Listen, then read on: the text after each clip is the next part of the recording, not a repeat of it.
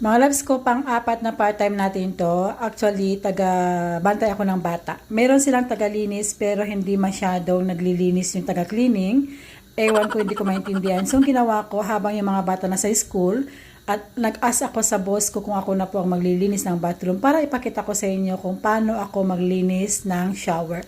Mga loves ko, ang gamit ko actually dito ay yung anti-cal. Yan po yung chemicals na ginagamit ko is anti-cal about sa mga cart ba.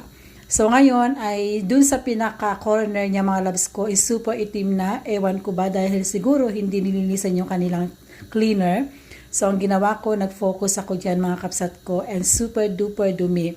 And after that mga loves ko, ginawa ko is talagang kinuskus ko ng mabuti para matanggal yung mga itim.